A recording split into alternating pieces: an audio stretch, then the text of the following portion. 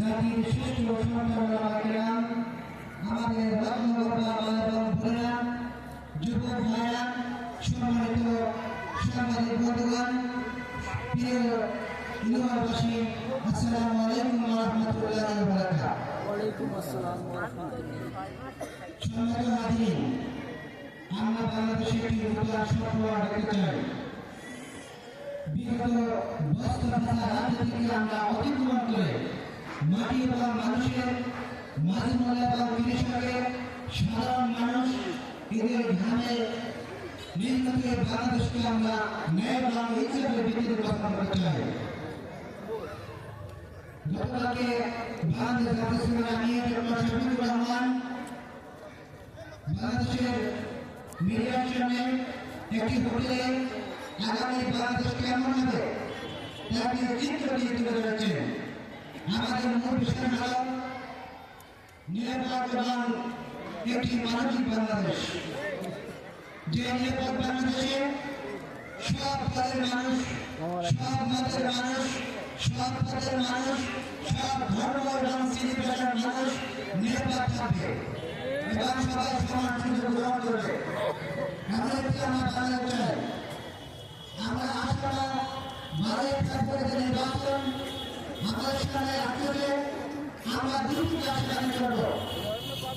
সুতরাং এবং ভাষাভাবনা বৈষম্যহীন এবং ইনসাফভিত্তিক একটি সমাজ নির্মাণের জন্য মানুষের আশা এবং আকাঙ্ক্ষার একটি নতুন বাংলাদেশ গড়ার জন্য একটি দায়িত্বওয়ালা মাঠে আমরা ভোট দেব।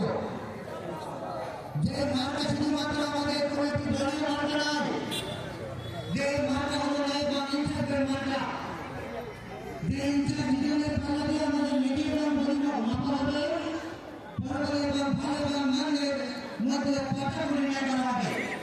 সেই দায়িত্বটাকে আমরা ফিরে করে আমাদের বাংলাদেশের নতুন একটি হিন্দুত্ব অভ্যুত্থান হবে, সে আমরা এই জন্য আমরা দায়িত্বটা ভোট করবো ইনশাআল্লাহ। আর দ্বিতীয় আমাদের কাজটি হল শুধু দায়িত্বটা ভোট দিলেই হবে না, যাতে এই মানুষের স্বপ্ন বারবার ভেঙে না যায়, এই জাতি এবং জনগোষ্ঠীর আকাঙ্ক্ষার বিভাগীয় রাষ্ট্র বা ক্ষমতাকে রাখতে না পারে, এজন্য নতুন সংবিধান বিনিময়ের জন্য আমাদের মৌলিক সংস্কারের জন্য একটা হাত ধরে আমরা ভোট দেব। যদি হাত দিতে চাই, যদি দায়িত্ব দিতে চাই, ইনশাআল্লাহ বাংলাদেশ দিতে হবে। যদি হাত দিতে চাই, দায়িত্ব দিতে চাই, দেশের আলেম সমাজ নিরাপদ থাকবে। যে হাত যুক্ত হয়, জুলাই আন্দোলনের যোদ্ধারা তারা সেফ থাকবে। যে হাত এবং দায়িত্ব দিতে চাই, আমাদের একটি নতুন নিরাপদ শান্তিময় বৈষ্ণব একটি বাংলাদেশ গড়ে উঠবে ইনশাআল্লাহ। আমরা পাঁচটি বিষয়ে সামনে রেখে আমরা দায়িত্বটাকে ভোট দেব। নাম্বার ওয়ান, আমরা যে একটি সৎ জাতি, সকল কাজে দম করবে, থাকবে আমাদের অনেস্টি, থাকবে সততা। আজকে আমরা দেখতে পাচ্ছি বাংলাদেশে সবচেয়ে টার্গেট পার্সন হল পলিটিক্যাল পার্টি লোকেরা। এটা আমরা চাই না। সৎ এবং যোগ্য লোকেরা, পছন্দের ব্যক্তি, গ্রহণযোগ্য ব্যক্তি সমাজে তারা আমাদের নেতৃত্ব দেবে। সেজন্য বাংলাদেশ রাজশাহী যে পাঁচটি বিষয়ে হাত ধরে বলেছেন কি হবে, এক নম্বর হল সততা। সকল কারণে করণ এবং তাই থাকবে ট্রান্সপারেন্সি এবং সততা। দুই নম্বর থাকবে ঐক্য। যখন আমাদের কোন দল বিজয়ী হয়, শুধু আমাদের পেট করি, অন্যকে পছন্দ করি না, অন্যকে মূল্যায়ন করি না, অন্যকে আমরা দাম দেই না, আমরা সেটা করবো না। আমরা সব দলকে নিয়ে নতুন বাংলাদেশ করবো। আমাদের মূল কথাই হলো চলো একসাথে করি বাংলাদেশ। আমরা যে এদেশে রাষ্ট্রীয় ক্ষমতা পাই, সব দলকে নিয়ে, সব মতকে নিয়ে একটি সুন্দর ঐক্যবদ্ধ জাতি আমরা গড়ে তুলব। নাম্বার টু হলো ইনসাফ ভিত্তিক সমাজ। যেখানে যাই ঘুষ, যেখানে যাই দুর্নীতি, যেখানে যাই আমাদের সাধারণ মানুষের অপমান, অপদস্থ, এটা আর থাকবে না। আমরা নূতন সূর্য চাই, নূতন বাংলাদেশ চাই।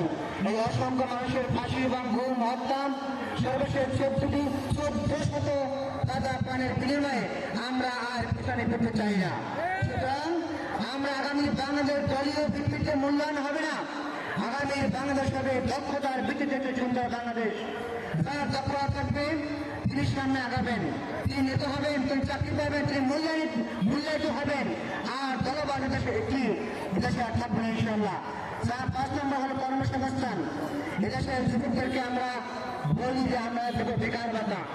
আমরা বেকার ভাতা নয়, যুবকদের হাতে দেবো আমরা কর্মের চাবি, কাজের চাবি। যুবকদেরকে আমরা দেবো সম্মান এবং মান এবং মর্যাদা। আর 5টি বিষয়ে আমরা না বলবো। নাম্বার 1 দুর্নীতিকে আমরা না বলবো। নাম্বার 2 হচ্ছে আমরা বেশিরভাগকে রাত রাখতে হবে ইনশাআল্লাহ। এদেশের আইন নির্মাণ হবে সাধারণ মানুষের কথায়। পার্শ্ববর্তী দেশ ভারতের কোনো কথা এদের চলবে না।